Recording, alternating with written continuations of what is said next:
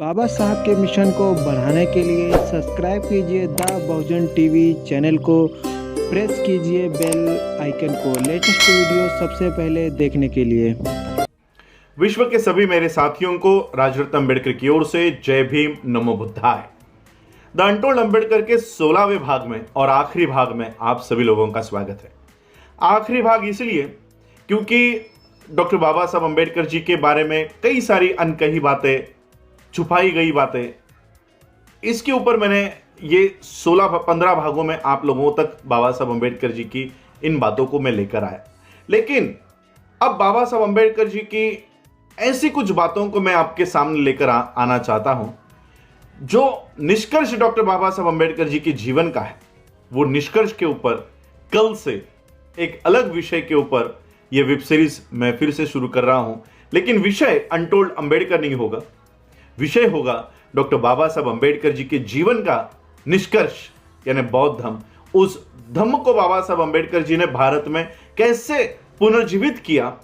बाबा साहब ने the Buddha and his धम्मा 5.5 सालों तक बाबा साहब ने इस ग्रंथ को निर्माण करने के लिए लगाया।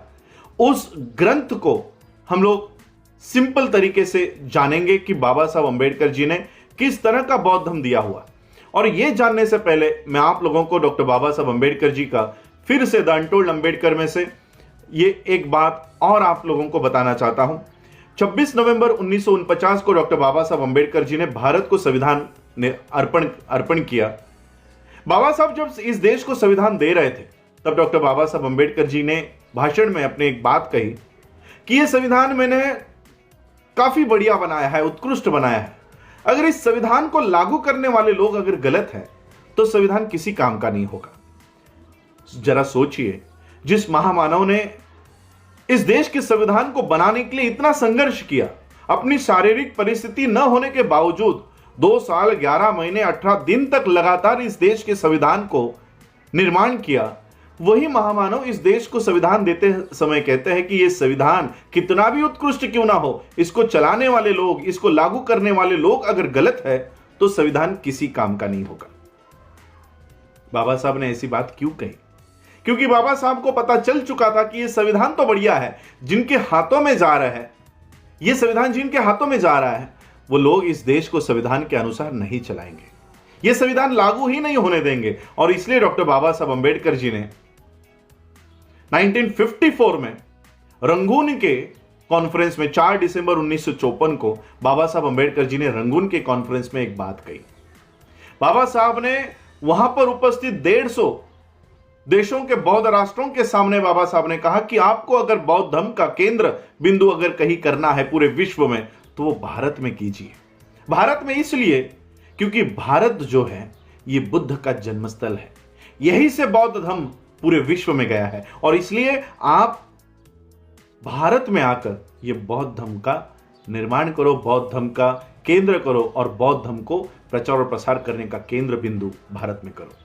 बाबा साहब अंबेडकर जी ने देखा कि भारत के संविधान में हम लोगों को जो हक और अधिकार है वो देने के लिए इस देश के ब्राह्मण ही तैयार नहीं है। इन हालातों में मेरे लोगों को, इस देश के लोगों को मैं ब्राह्मणों के इच्छा के अनुसार नहीं छोड़कर जा सकता। और इसलिए बाबा साहब अंबेडकर जी ने बौद्ध राष्ट्रों के सामने ये बात कही और उन लोगों को भारत में इनवाइट किया।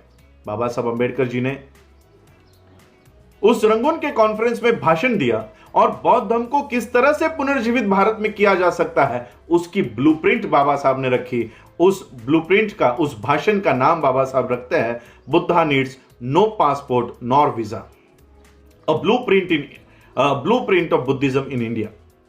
बाबा साहब अंबेडकर जी ने यह भाषण वहां पर दिया।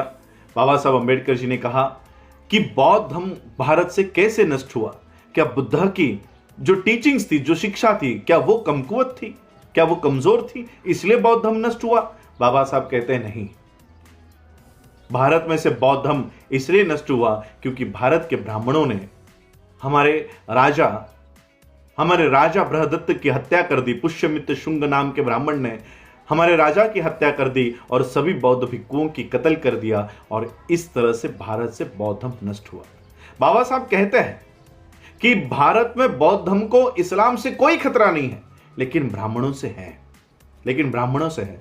बाबा साहब का ये पूरा स्पीच बाबा साहब अम्बेडकर जी ने आज भी उनके लिखित राइटिंग एंड स्पीचेस में है। और इस तरह से बाबा साहब ने भारत में आकर बौद्ध धर्म को किस तरह से पुनर्जीवित किया। बाबा साहब ने 1954 में, दिसंबर के 1954 में ये भाषण दिया। बाबा साहब भारत में आए और बाबा साहब ने बौद्ध धर्म के प्रचार और प्रसार की एक संस्था बनाई, जिस संस्था का नाम है the Buddhist society of India, जिसका आज मैं राष्ट्रीय अध्यक्ष के तौर पर काम कर रहा हूं। ये बुद्धिस्ट सोसाइटी ऑफ इंडिया के माध्यम से बाबा साहब ने भारत में किस तरह से बौद्ध धर्म को पुनर्जीवित करने का काम किया, ये सारा कल के एपिसोड से नए सिरे से ये सारा आप लोगों के सामने बताया जाएगा।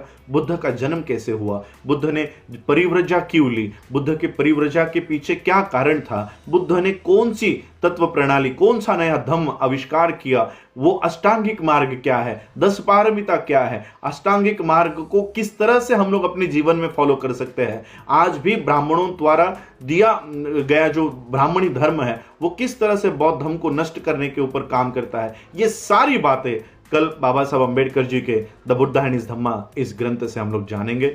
आप लोगों ने द अनटोल्ड अम्बेडकर के सारे सीरीज को इतना सराहा, उसके लिए आप सभी लोगों का मैं आभार व्यक्त करता हूं। इसी तरह से कल से शुरू होने वाली द बुद्धा एंड हिज धम्मा की ये वेब सीरीज को भी आप लोग चाहेंगे, ये आशा करता हूं, ये कामना करता हूं। आप लोगों ने मुझे जो प्रोत्साहन दिया उसके लिए आप सभी लोगों का आभार। जय भीम, जय भारत, नमो बुद्धाय।